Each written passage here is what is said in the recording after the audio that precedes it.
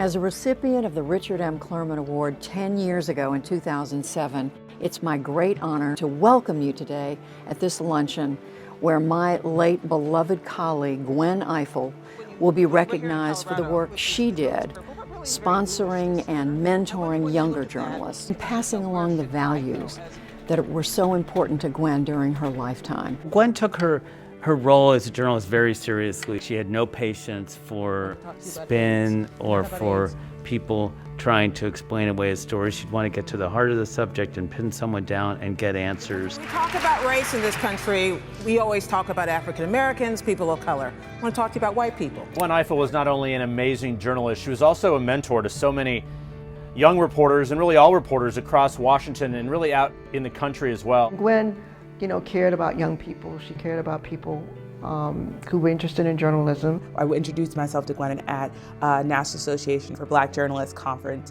And I said, hi, my name is Yamiche, but if you want to, you can call me Mish. And she stopped me and said, don't let anybody nickname you. Say whatever name you want to be called and go with that.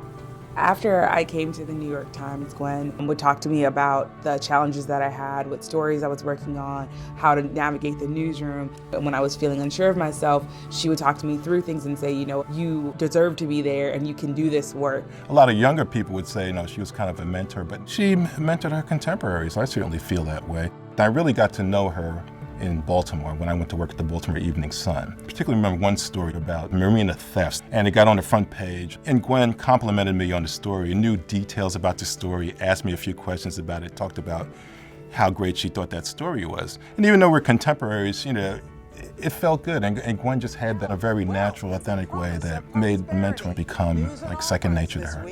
Gwen Ifill, like most famous journalists, gets a lot of invitations for speaking events. The first year I was here, I was amazed to see that she was invited by a middle school in Newark, New Jersey. A student there who had admired her wrote her and asked her to come speak at their commencement. I thought it was a ball in the darkness. I didn't think she would respond back saying yes, but she did.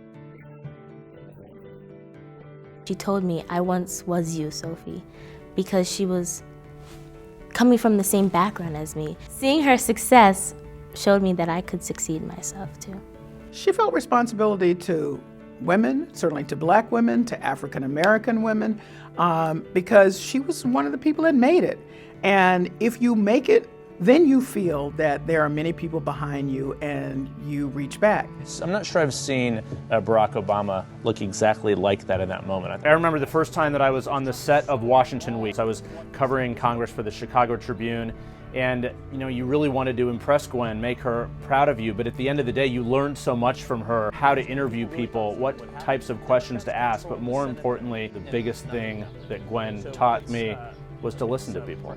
Gwen knew that for journalism to survive, to remain the force that it is in our democratic society, that we are going to need younger journalists coming along to know the values, understand the real mission of journalism. Initially the narrative, but Donald Trump can just not. She would be incredibly honored to have been here today.